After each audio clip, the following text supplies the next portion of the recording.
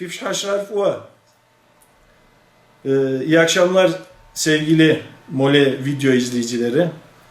Bu hafta sonu yapılacak olan Kaffet Genel Kurulu öncesinde sizler için başkan adaylarıyla sohbet etmek istedik ve sağ olsun Yıldız Başkanımız da bizlere zamanını ayırdı ve sohbetimize olumlu yanıt vererek sorularımızı yanıtlamak istedi. Mole video olarak kendisine teşekkür ediyorum.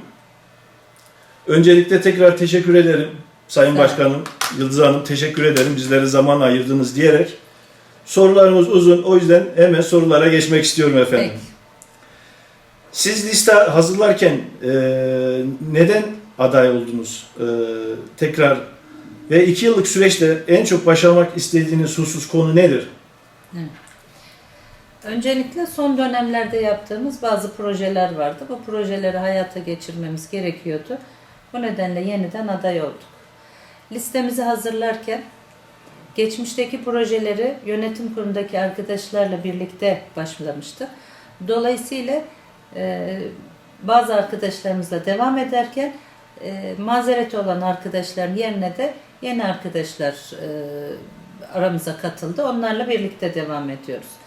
Listeyi oluştururken de en önemli kıstasımız, kriterimiz 4'teydi.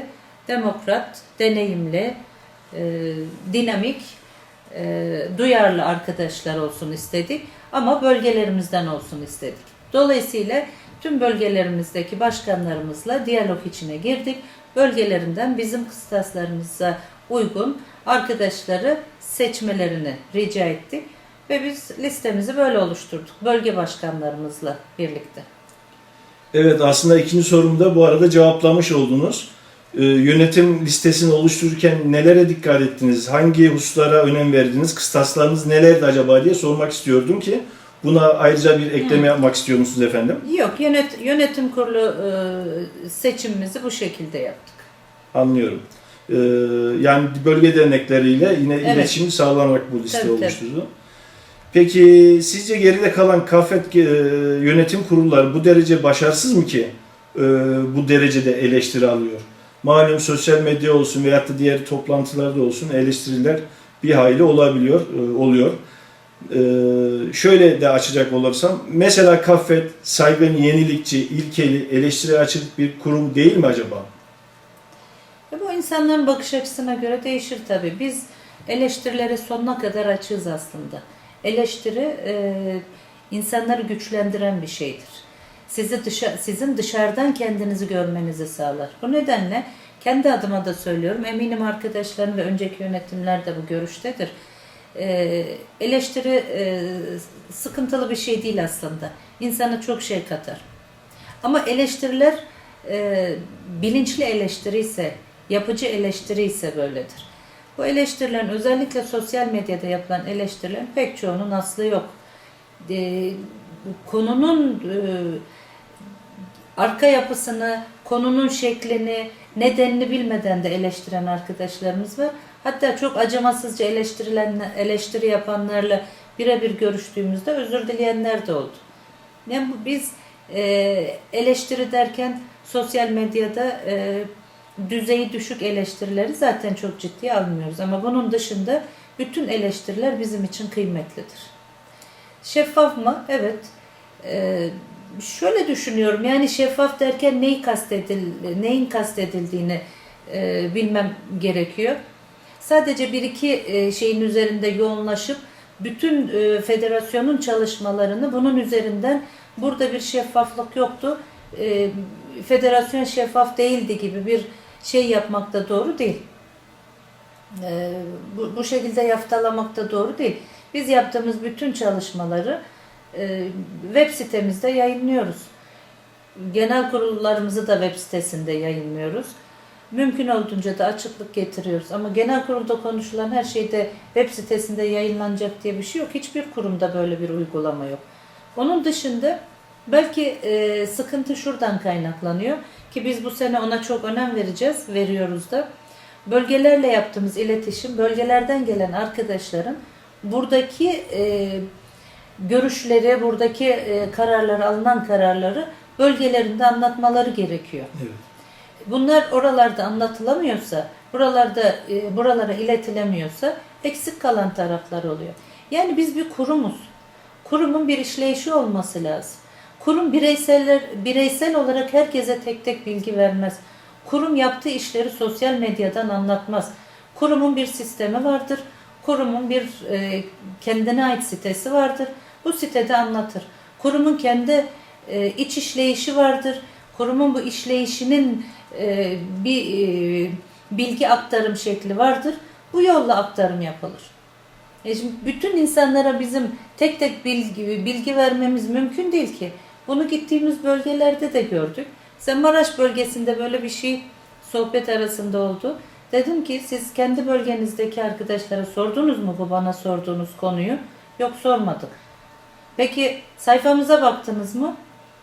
Yani orada da çok görmedik. O zaman böyle bir şey olmaz ki. Yani vahiy yoluyla gelmiyor bu şeyler, bilgiler. Ya şeffaflığı biraz açmak gerekiyor. Nasıl bir şeffaflık istendiğini. Bu şeffaf olunacak denen arkadaşlardan ya da bu tarz eleştirenlerden bu görüşün biraz daha açılması gerekiyor. Nedir istedikleri? Şimdi biraz önce genel kurulların hepsini veremiyoruz dediniz ama orada bir genel kurullar değil, yönetim kurulu toplantıları evet, demek istediniz yönetim bence. kurulu. Son Onu günlerde genel kurulu istiyorum. Çünkü genel kurullar Mole videoda tamamen yayınlanıyor. Evet, şimdi bugünlerde tek gündemimiz genel kurul Evet. olduğu için öyle bir düzelttiğin için teşekkür ederim. Yönetim kurulları tabii. Yönetim kurulunda aldığımız kararları biz web sayfamızda yayınlıyoruz. Tabii bir yönetim kurulunun Evet. toplantısında canlı olarak Evet. yayınlanan bir kurumda, kuruluşta Evet. olduğunu Yani zannetmiyorum. tabii ki eleştiriler olacaktır. Eleştiri olmaması mümkün değil. Eleştirilerden de rahatsız değiliz yani. Bunu tekrar söyleyebilirim. Anladım.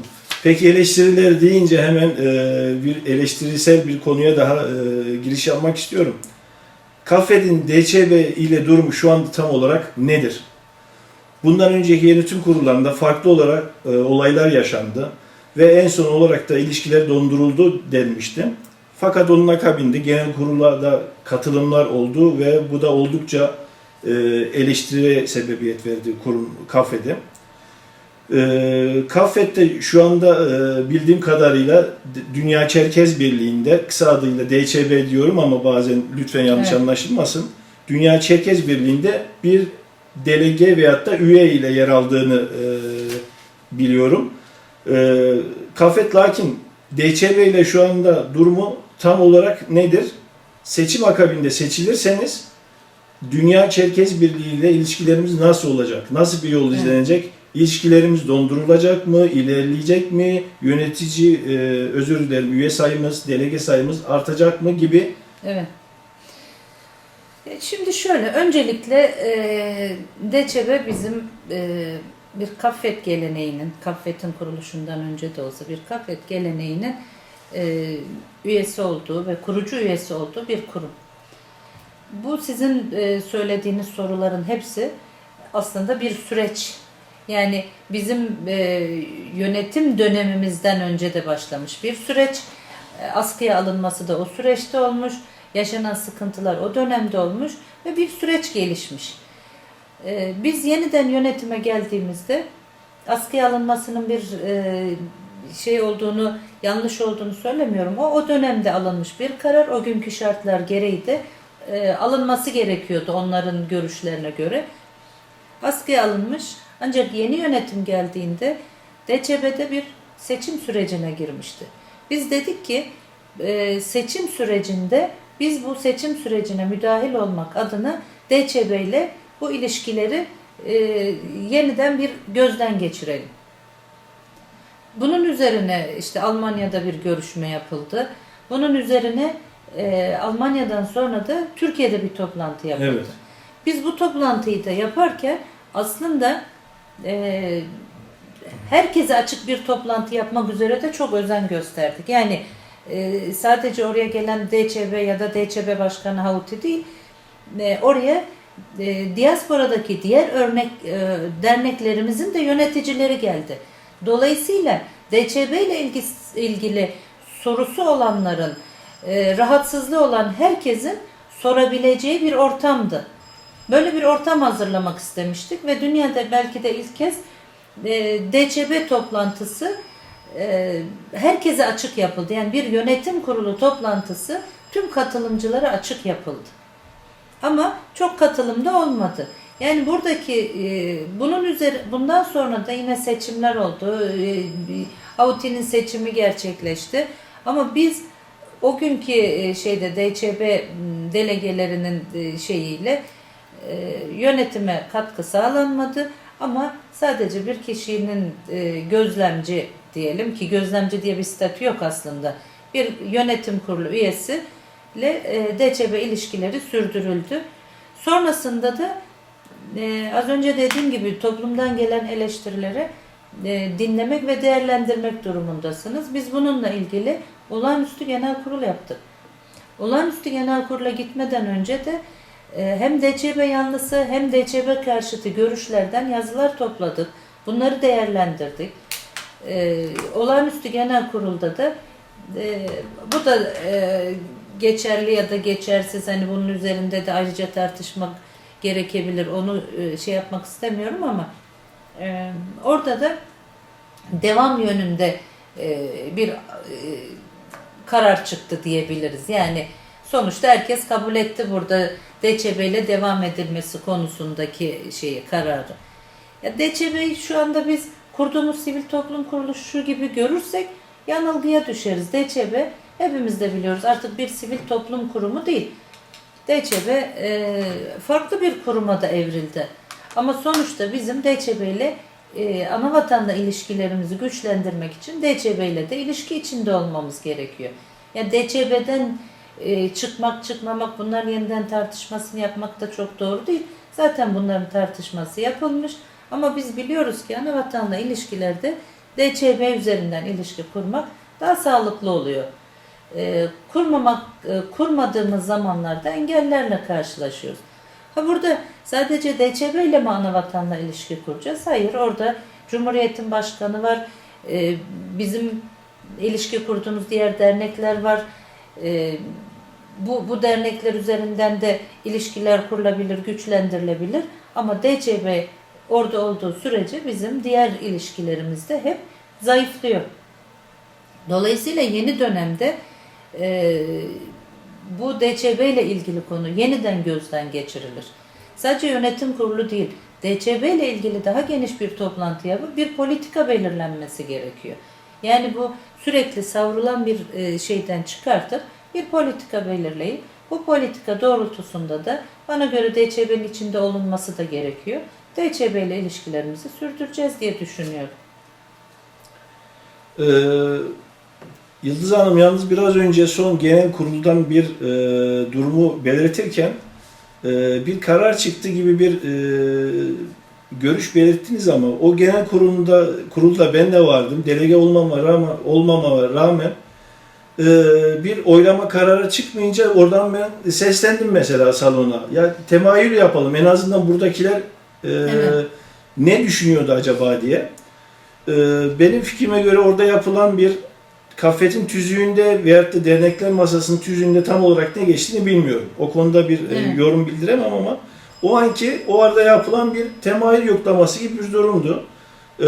Bunun alınmış resmi bir oylama şeklinde yapılmış karar şeklinde lanse edilmesi büyük tartışmalara ve eleştirilere sebebiyet verdiğini gördük. Evet. Ama bir temayül yoklamasıydı bence. Şimdi bunun temayül yoklaması olduğu bir şeyi herkes biliyor. Yani bunun dışında bir söylem değil. Bu orada alınan bir şeydi. Hep birlikte ortak alınan bir karardı ve orada bile yeterli çoğunluk sağlanmamıştı. Yani bu ben de evet bu bir karardır, buna göre çıkalım ya da buna göre çıkmayalım demiyorum. Yani bir yoklama yapıldığını söylüyorum. Evet. Bunu Yani, özellikle buna çünkü eleştiriklere sebebiyet verdiği için buna özellikle denilmişler. Evet, ama şu anda bunu eleştirenler de evet öyle bir şey yapıldı, yoklama yapıldı.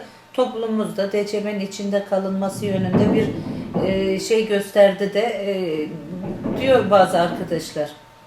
Yani bunu ben evet o gün alınan bir karardır demiyorum. Bu bir yoklamaydı. Yoklamanın sonucu bu anlamda gelişti diyorum. Evet. küçük bir parantez arası açmak istiyorum. Yani benim ilginç bulduğum nokta, bu toplantıların hepsinde yer alıyorum ki biraz sonra bir sorumuzda da buna değineceğim.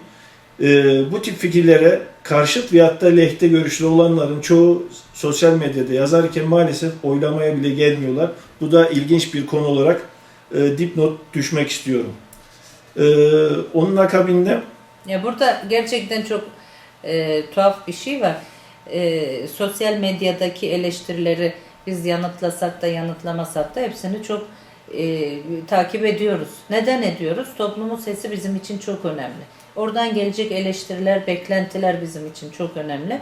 Yol haritamızı tabii ki bu eleştirileri de dikkate alarak çiziyoruz. Ama bakıyorsunuz ömründe bir derneğin kapısından içeri girmemiş. Dernekle bir alakası yok. Bu oluşumlar nasıl olur? Bunların zorlukları var mıdır? Olur. Yapılabilirliği var mıdır? Bunlardan bile çok haberdar değilken orada acımasızca eleştiriler yapıyor. Hakikaten bunlar da doğru değil yani. Bunların biraz öz eleştiri yapmaları lazım. Evet. Eleştiri yapmadan önce bir öz eleştiri yapmaları lazım. Sadece üye olmayanlar demeyeyim, üye olup 5 liralık aidatı vermeyenler bile diye de eklemek yapıyorum. Buradan da mesaj iletmek istiyorum bu anlamda. Peki Kaffet ağır ve hantal işlediği, bekle gör ilkesiyle hareket ederek kararlar aldığı, faaliyetler yaptığı konusunda eleştiriler mevcut. Kaffet hakkında yapılan bu tip eleştiriler sizce ne oranda doğru? Doğru oldukları taraflar var mıdır? Ve bu konuda yeni yönetimde değiştirmek istediğiniz veyahut da ekleme yapmak istediğiniz hususlar var mıdır acaba? Kaffet 53 Derneği ile büyük bir kurum aslında. Bu çok kolay kararlar alabilecek, çok kolay hareket edebilecek bir kurum değil. Bir dernek gibi de değil. Siz bir karar alıyorsanız, önemli bir karar alıyorsanız, hele ki Kaffet ile ilgili dernek başkanlarınızdan da görüş almanız gerekiyor. Yönetim kurulunuzdan da görüş almanız gerekiyor. Ve aldığınız kararın altyapısını da iyi araştırmanız gerekiyor. Yani federasyon birey gibi hareket edip kendi doğrularına göre bunları yapabilmesi çok mümkün değil. Yani başkanın, başkan yardımcıların ya da yönetim kurulunun yerine göre bakış açısına göre hareket etme kabiliyeti olan bir kurum değil. Bu neredeyse devletleşmiş bir kurum ve tabii ki aldığı kararları iyi irdelemesi gerekiyor. Bu nedenle ben hantal olduğunu çok düşünmüyorum. Ama böyle bir şey geldiği için de bunu biraz daha masaya yatırmamız gerektiğine de inanıyorum. Yani şöyle mi doğru anlıyorum acaba? Karar mekanizmasını biraz daha hızlandıracak. Evet, yani bunlarla ilgili farklı şeyler yapılabilir. Çalışmalar yapılabilir. Yani toplumdan bir ses geliyorsa buna cevap vermek gerek. Yani hayır öyle değil demek doğru değil. Görüntü öyleyse bunun nedenlerini bizim de araştırmamız gerekiyor. Şimdi soracağım soru aslında benim genel olarak gözlemlediğim, sadece kafede münhasır olmayıp, kafede has olmayıp tüm diğer derneklerimiz, Kaffet üyesi derneklerimiz, hatta üyelerimizin de ilgilendiren bir gözlemim olarak size de sormak istiyorum. Şimdi genel olarak baktığımızda kurumlarımızın açılımı biraz önce yaptığım Kaffet evet. yanı sıra dernekler, gruplar, hatta üyeler şeklinde belirtmek istiyorum. Taban ile ilişkisinin kopuk olduğunu gözlemliyorum, görüyorum. Evet. Mesela bir Kaffet çekişmeli bir genel kurula bile giderken, burada kurumlarla alakalı kısmı belirtmek istiyorum. Kaffet çekişmeli genel kurula dahi giderken bakıyoruz ki bunu konu edinen çevreler, gündemde tutan insanlar veyahut da görüş bildiren insanlar genellikle yıllardır az çok gördüğümüz aynı kitleler olmakla birlikte, örneğin bir genç arkadaşımız bir genel kurulda örnek vermişti. Cami çıkışındaki ihtiyarların gündeminde değiliz. Kahvede oturan, cenazede buluşan, düğünde karşılaşan, yani hayatın içerisinde bir türlü gündeme gelemedik. Ve yanlış bir benzetme ama bir marjinal kesim gibi bir şeyiz aslında. Yani benim tezimle, benim benzetmemle daha önce de bunu belirtmiştim. Yani belli bir kesim bunu daha çok dert ediniyor ve görüşlerini bildiriyor ve etkin olarak da katılıyor. Sizce bunun sebebi nelerdir? Ve bunu yenmek için genel merkezimiz, KAFET Genel Merkezi ne gibi bir refleksler, reaksiyonlar sunmak arzusunda veyahut da yapacak? Akabinde bu tip eylemler biraz önce bahsettiniz ama biraz da derneklerin sorumluluk alanına girmiyor mu acaba? Evet, bunlar derneklerin sorumluluk alanına giriyor diyebiliriz ama KAFET'in de bu konuda öz eleştiri yapması gerekiyor. Şöyle, biz son günlerde epeyce dernek gezdik. Ben aslında derneklerle, dernek başkanlarıyla, dernek üyeleriyle birlikte olmayı çok seviyorum. Daha önce 2011'deki çalışmalarda da neredeyse bütün dernekleri gezdim. Onun dışında yine yönetimde olduğum bir dönemde bir kooperatifçilik, kadın kooperatifi, kadın çalışmaları gibi bir takım projeler vardı. Yani dernekleri çok fazla geziyorum ben. Ve bunun çok da yararlı olduğuna inanıyorum. Önümüzdeki dönemde de biz hep söz ediyoruz 3 köprü diye. Bir derneklerimizle, diasporayla ve anavatanla. İşte bu derneklerle olan köprüyü bu anlamda çok sıkı, köprünün ayaklarını çok sağlam oturtmamız gerekiyor. Ya bizim yerelde güçlü olmadan merkezde güçlü olmak gibi bir şansımız yok. Bizim yereldeki insanlara ulaşmadığımız sürece işte o camideki cami önündekilere de çarşı pazardakilere de ulaşma şansımız yok. Tabii ki buraya ulaşacak olan dernekler ama belki de dernekleri de hareketlendirecek olan federasyon. Yani biz bu 50'nin üzerindeki derneği bir şekilde birbirine bağlayıp bunları federasyona bağlayıp bu hareketliliği bu şeyi yapabilirsek bu sinerjiyi yaratabilirsek işte oralara ulaşabiliriz diye düşünüyorum. Ya hep söylediğim şey bu. Bunu biz de biz yaparken de şeyse eksik bırakmışsak hatamızdır. Federasyon olarak derneklerle olan ilişkilerimizi güçlendirmemiz gerekiyor. Yani Başkanlar Kurulu toplantısı da, bölgesel çalışmalarda, bölgesel çalışmaların ürünleri de ve yıllık program yapmayı planlıyoruz biz. Yani derneklerle bir yıllık program yapıp birlikte hareket edebileceğimiz, hatta Anavatan'la bir yıllık program, diaspora dernekleriyle bir yıllık program, bölgelerle bir yıllık program ve bu programların birbiriyle örtüşmesi gibi. Şimdi biz birçok yerden hareketlenmemiz gerekiyor. Bunları sağlayabilirsek sanıyorum gündemi biraz daha genişletebiliriz. Gündemi biraz daha yaygınlaştırabiliriz. Evet, bir sinerji yaratabiliriz o zaman. Yani Aziz dediğiniz gibi onu biraz evet. biraz şöyle dernekleri biraz buna zorlamak gerekiyor biraz. Evet, yani burada birbirimizi suçlayarak değil, birbirimizin eksiklerini toparlayıp tamamlayarak ilerlememiz gerekiyor. Yani hiç kimse %100 suçlu değildir, hiç kimse %100 haklı değildir. Dolayısıyla bir yerde bir aksaklık varsa, bir eksiklik varsa bu eksiklikler hepimizden kaynaklanıyordur. Eksik bıraktığımız bir şeyler vardır. Bunları birlikte yapmamız gerekiyor. Suçlayarak değil, destekleyerek. Evet. KAFET tarafından organize edilen gençlik toplantılarında, derneklerimizin gençlik toplantılarına katılan biri olarak bunu da sormak istiyorum. Katılan biri olarak derken genç yaşlarında bireysel katılıyordum. Daha sonra Mole Video olarak da bu toplantılara katıldık. KAFET gençlerimiz için neler yapmayı planlıyor? Akabinde derneklerde ve federasyondaki kurullarda, yönetimlerde kadın katılımını yeterli buluyor musunuz? Evet. Şimdi bu gençlik hareketi kurumlarımızın oluştuğu günden beri var. Yani biz de bir dönemler gençlik hareketlerinin içindeydik. Ben bu dernekle tanıştığımda 19 yaşındaydım. Derneğe ilk gelip gitmeye başladığımda. Dolayısıyla gençlik komisyonlarının içinde de olduk.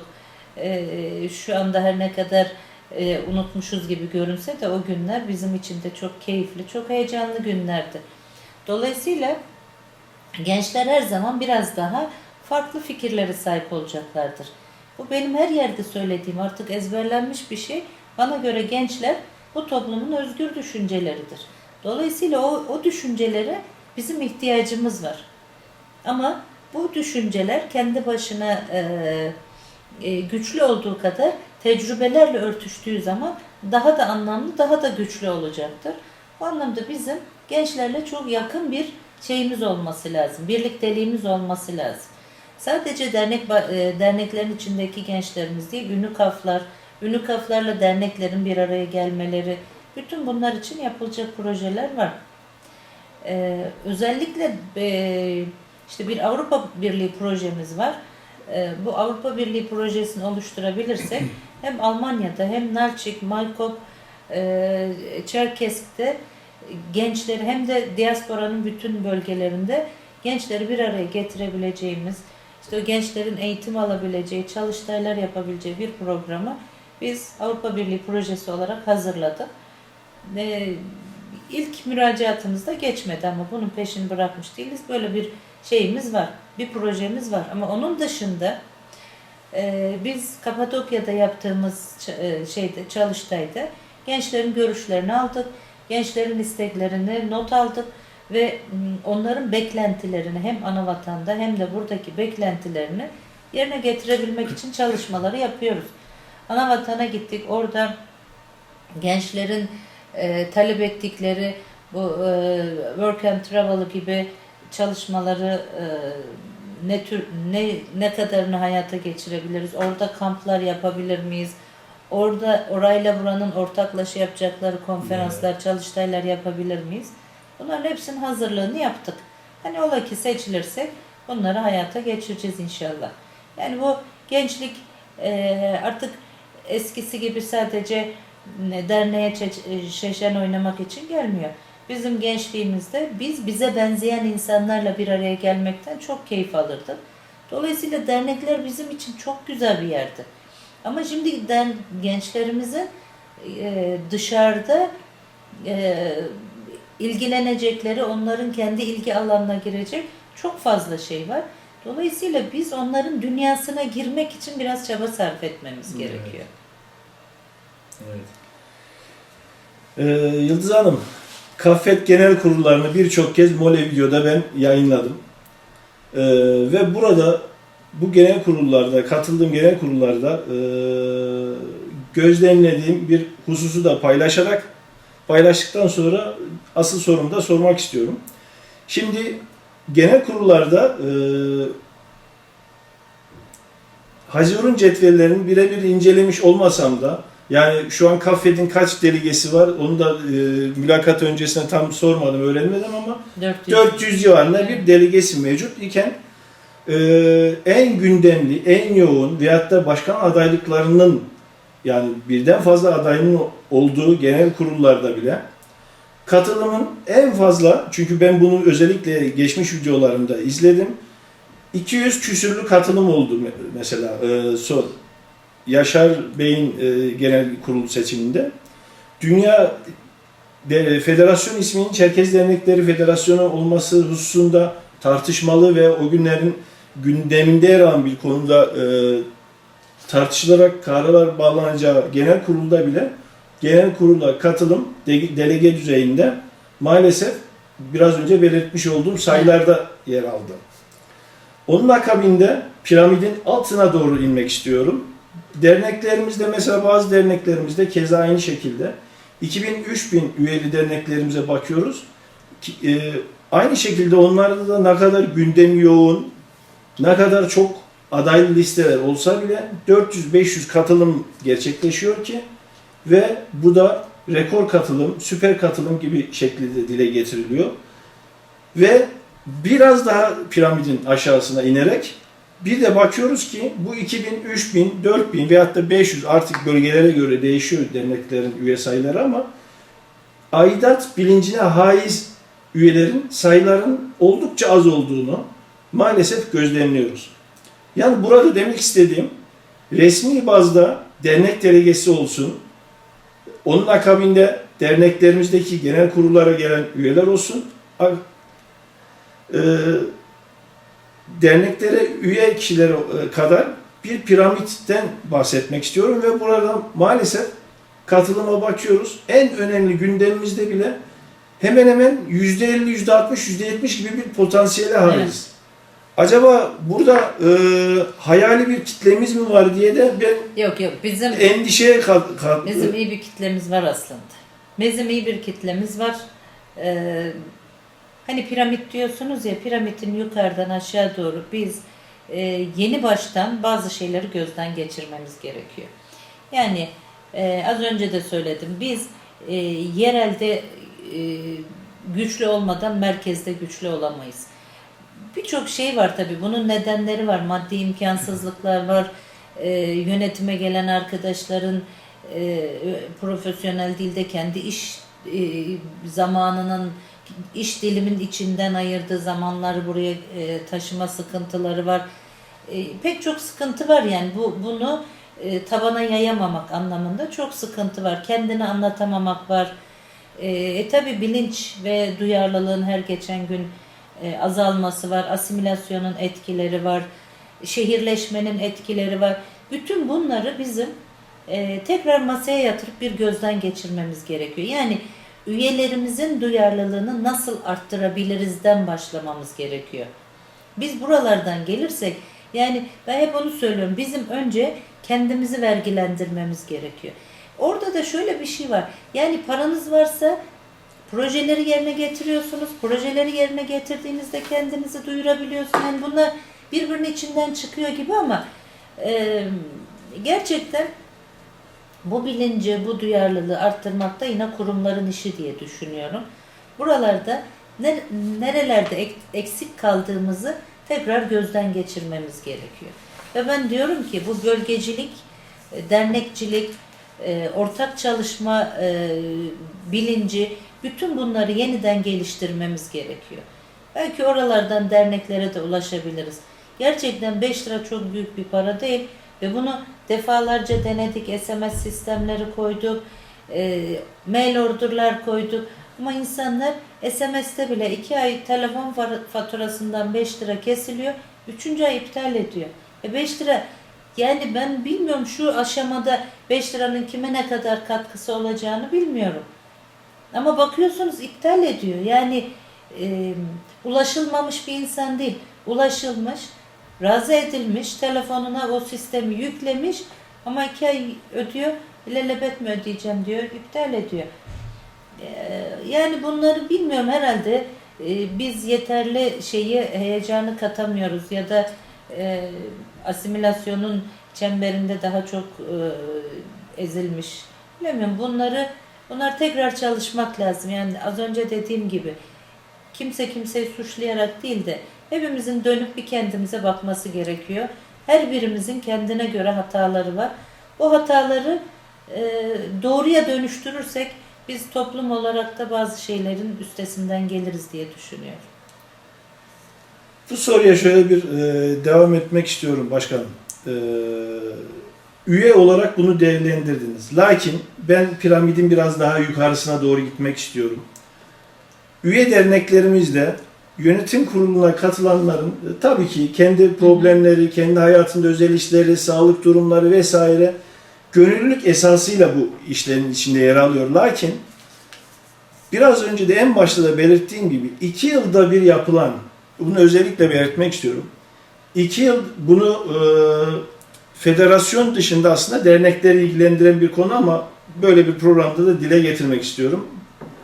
2 yılda bir yapılan genel kurula isim değişikliği, farklı başkan adaylarının olduğu, atraksiyonlu hızlı genel kurullarda bile dediğim gibi 200-250 delege katılırken bunun %40'ı katılmıyorsa bu derneklerimizde de bence delege seçimlerinde daha hassas olmaları gerektiği ihtiyacını doğurmuyor mu sizce? Tabii.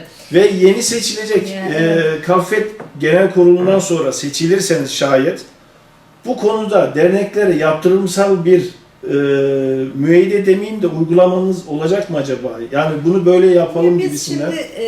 Biz sonuçta bir sivil toplum kuruluşuyuz. Gönüllülük esasıyla, barışçıl esasla çalışan bir sivil toplum kuruluşuyuz. Dolayısıyla bir yaptırım şansımız yok. Bizim en büyük yaptırımız Haynafe. Yani inşallah bunu kaybetmeyiz. Yani toplumdaki en önemli şeyimiz, yaptırımımız bu bizim. Derneklerimizde de gerçekten yani en çok üzüldüğüm konu da o. Bilincin her geçen gün azalıyor olması. Her geçen gün bu klavyelerin daha keskin olması, acımasız olması, bize hiç uymayacak şekle dönüşmesi, derneklerimizin toplumdan uzaklaşıyor olması, federasyonumuzun sürekli eleştirilen bir kurum olması, federasyonun gerçek yüzünü bilenlerin bu eleştirilere karşı durmaması, cevap vermemesi, yani bütün bunları iyi bir muhasebeden geçmesi gerekiyor. Şöyle, bu federasyonun kuruluşu aslında çok da kolay olmadı. Yani işte ben 19 yaşındayım dediğimde 70'li yılların ortalarıydı. 77'de bir birlikte çalışma, derneklerin bir araya gelmesi planlandı. İşte Otisey Mahmud'un ölümüyle bu şey sekteye uğradı. Sonra bir tarihi süreç var, 80'ler var. 84'te yeniden dernekler kuruldu. 90'lara kadar yine birlikte çalışmak için insanlar çok büyük mücadeleler verdi. Yani bunların hepsi ciddi mücadeleler verilerek federasyonun kurulma aşamasına geldi. Şimdi federasyonu biz kıymetlendirirsek, federasyonu maddi manevi güçlendirirsek biz toplum olarak da güçleneceğiz. Ama her nedense bilmiyorum, bunun eksiğini gediğini toparlayıp olumlu eleştirilerle, desteklerle yüceltmek yerine biz sürekli yapılanı da yapılmamış gösterip aşağı çekme çabasındayız. Halbuki federasyonu ne kadar aşağı çekersek biz kendi toplumumuzu da aşağı çekmiş oluyoruz. Ya bu bizim ortaklaşa bir örgüt, kurduğumuz bir örgüt. Örgütlü olmayan toplumların bir şey yapması, hak iddia etmesi, kendini koruması, dilini, kültürünü koruması da çok mümkün değil. Bireysel olarak yapılan şeyler topluma çok bir şey kazandırmaz. Dolayısıyla 50 dernek var, binlerce üye var. Biz bu 50 derneğin bir üst kurumu gibi gördüğümüz bir çatı örgütü dediğimiz Kaffet'i biz yüceltirsek, biz kıymetlendirirsek başkaları da kıymetlendirecektir. Ama biz kendimiz önce aşağı çekiyoruz bunu. Ya bunlar nedenlerini de belki gözden geçirmek gerekiyor. Biraz da enerjimizi alıyor aslında böyle durumlarda. Tabii. Yani şöyle, gerçekten federasyonun içinde görev alanlar şöyle ki bir yönetim seçiliyor, bir başkan seçiliyor. Ondan sonra etraftaki insanlar, tabii ki destek verenleri ayrı tutuyorum. Yani bunların hepsi demek de haksızlık olur. Destek veren de çok güzel insanlar var. Şimdi burada hatta yönetime gelenlerin de bir kısmı yönetime de çok katkı sağlamıyor. Dolayısıyla orada böyle bir 15-20 kişiyi bile bulmayan bir grubun içine her tür sorumluluğu veriyorsunuz. Maddi imkanları yok, desteği yok, enerji dışarıdan gelen enerji saldırılarla enerjisi gidiyor. Böyle bir gruptan, bu kadar küçük bir gruptan da bütün Çerkes toplumunun sorunlarını, her tür sorunu da çözmesini bekliyorsunuz. Bu çok sağlıklı bir şey değil bir. Bu taraftan baktığınız zaman da o halde biz ne yapacağız? Yönetimi seçerken yönetimin içinde olacak, her tür katkıyı sağlayacak, bölgesinin sorunlarını yönetime taşıyacak, yönetimin karar mekanizmalarında olacak, alınan kararları da bölgesine taşıyacak ve bu enerjiyi de yaratacak yönetim kurulu üyeleri seçmemiz gerekiyor. Yönetim kurulu toplantılarına da gelecek kişiler. Tabii yönetim kurulu toplantılarına da katılacak. Bu yönetim kurulu toplantılarına katılım da tabii ayrıca önemli bir şey. Bunun da ötesinde yönetim kurulundaki arkadaşların her işi yapabilmeleri mümkün değil. Dolayısıyla biz yeni yönetimde komisyon çalışmalarını çok önemsedik. Programlarımıza da koyduk. Şimdi ben bir dilci değilim. Siyasetçi değilim. Ya da diğer arkadaşlarım da öyle. Herkesin kendine göre özellikleri var, tamam, ama biz bir dil programı, bir dil çalıştayı, bir dil çalışması yapacaksak bunu bir komisyonla bu işin içinde olan, bize destek verecek olan arkadaşların yardımıyla yapmamız gerekiyor. Ha biz ne yaparız? Komisyonların oluşumunu sağlarız. Bunların organizasyonunu yaparız. Yapılacak çalıştaylar konusunda altyapıyı hazırlarız. Ya da bir siyaset lobisi kurarsınız. Bu konuda söz sahibi olan insanlarla bu işleri yürütürsünüz. Her şeyi yönetimin içindekilerin yapması zaten olası değil. Şimdi bizim programlarımızın içinde bir Çerkez Tayin Mektebi var. Şimdi bunun ne benim ne de yönetimdeki birkaç arkadaşla oluşması mümkün değil. Çünkü bunun hem bir altyapısı var, bir oluşum şekli var, teknolojik olarak bir de müfredatı var. İçine koyacağınız programlar var. Biz orada çok iddialı programlardan söz ediyoruz. Spordan, sanattan, tarihten, edebiyattan her şeyin içinde olduğu bir okuldan söz ediyoruz. Bir online okuldan söz ediyoruz. Şimdi online okula getireceğimiz ana dil programları Malkop'tan 2 senedir takip ettiğimiz, peşinde olmak doğru bir cümle değil, takip ettiğimiz bir program var. O program tamamlandı, oluştu. Online bir eğitim sistemi, onu buraya getireceğiz. Şimdi bunu buraya getirmek bile bu işin içinde olan, bu işi bilen insanların yapacağı bir şey. Ben bunun organizasyonunu yapabilirim. Dolayısıyla biz bu yıl yapacağımız çalışmalar daha geniş kapsamlı, daha yaygın ve komisyonlarla programın içinde olacak pek çok insanla yürütülecek. Umarım başarılı oluruz. Bu da bir yani bu da farklı bir model olacak belki ama başarılı olacağımızı düşünüyorum ben. Yıldız Hanım, malum kafenin gelir kaynaklarından biraz önce dem vurdunuz, bahsettiniz ama maddi kaynakları kısıtlı benim bildiğim, gözlemlediğim kadarıyla. Bunu arttırmak için maddi sorunları biraz daha minimuma indirmek için herhangi bir projeniz var mı? Bir çalışmanız var mı acaba? Onun akabinde bunu alayım, hemen bununla paralel devam edeceğim. Şöyle tabii ki yani parasızlık en büyük sıkıntı. Hatta şöyle bir şey de var. Yani bu konuda da bir eleştiri aldım. İşte bu projelerimiz var tabii ama ben dedim ki bu projeleri hayata geçirebilir miyiz? Evet, geçirebiliriz. Geçirecek miyiz? Bunu sizin biliyor olmanız lazım dedim. Yani destek verirseniz biz de bu konuda bu projeleri hayata geçirmekte kolaylaştırırız. Şimdi hemen bunun bir eleştirisi geldi. Dediler ki yapamayacakları projeleri başkalarına yüklemek için para yok, yapamadık diyecekler. O yüzden şimdiden kapıyı açık bırakıyor diyorlar. Yani bilmiyorum, bunu bu söyleyenlerin görüşü, ben böyle düşünmüyorum ama şöyle, biz şimdiye kadar projelerimizi Avrupa Birliği projeleri olarak belirledik. İşte oralardan aldığımız destekler oldu. Belediyelerden aldığımız destekler oldu.